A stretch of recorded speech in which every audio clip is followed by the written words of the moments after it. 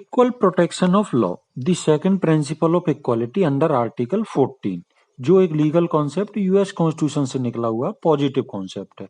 लेकिन पहली बात, इसका ये मतलब नहीं होता है कि equality of treatment under dissimilar circumstances, ना ही इसका ये मतलब है कि लॉ को यूनिवर्सली एप्लीकेबल किया जाए। देखिए, equal protection of law Aristotle के कॉन्सेप्ट ऑफ इक्वालिटी से निकला हुआ है, जो कहता है कि वर्स्ट फॉर्म ऑफ इनइक्वालिटी ये है कि जब तुम इक्वल ट्रीटमेंट देते हो अनइक्वल्स को।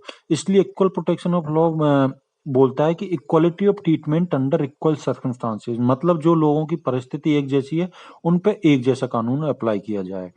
मतलब likes should be treated alikes and unlikes should not be treated likes. Equal protection of law के अंदर स्टेट की ऑब्लिगेशन होती है कि वो जब कानून को सब पे लागू करने से पहले इक्वली वो इंश्योर करे कि सभी लोग इक्वल सर्कमस्टांसेस में हो, लेकिन ऐसा पॉसिबल है नहीं। इसीलिए equal protection of law allows करता है स्टेट को कि वे सभी लोगों को क्लासिफाई करे डिफरेंट कैटेगरीज में उन्हें रीजनेबल बेसिस। इसी से निकलती है reservation policy of government of India, जो गवर्नमेंट एम्प्लॉयमेंट और एजुकेशनल इंस्टीट्यूशन में एडमिशन के लिए रिजर्वेशन देती है ओबीसी एससी एसटी के लिए। उसका जेनेसिस है इक्वल प्रोटेक्शन ऑफ लॉ। देखिए, इक्वल प्रोटेक्शन ऑफ लॉ ये नहीं कहता है कि टैलेंट सब में बराबर होना चाहिए, लेकिन ये कहता है कि तुम इक्वल अपॉर्चुनिटी सबको बराबर दे सकते हो उस टैलेंट को डेवलप करने के लिए। ठीक है, तो ये हो गया इक्वल प्रोटेक्शन ऑफ लॉ। अगर तुम्हें दोनों में अंतर समझना है, इक्वलिटी बिफोर लॉ और इक्वल प्रोटेक्शन ऑफ लॉ, तो तुम ऐसे समझ सकते हो जैसे तुम्हें फर्स्ट फ्लोर के लिए सरकार ने फर्स्ट फ्लोर पर जाने के लिए सीढ़ियां बनवा दी। ठीक है, तो सरकार कहती है कि सबके लिए भाई एक ही सीढ़ी, अब तुम जाओ।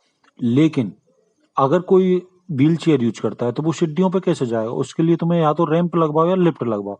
तो सीढ़ियां सबके लिए बनवाना होगा इक्वालिटी बिफोर लॉ, और रैंप बनवा देना जो लोग स्पेशली एबल एबल हैं उनके लिए रैंप बनवाना, ये हो गया equal protection of law. Okay, so equal protection of law protects the disadvantaged section and the vulnerable section of society. इसलिए this is more inclusive. Okay, now let's understand the other concept. मतलब right to equality और principle of natural justice में क्या difference है? Okay, क्या connect हैं दोनों या ये दोनों एक ही हैं? Okay, this will and if you like the video, please do subscribe the channel and comment and share भी करें. Thank you.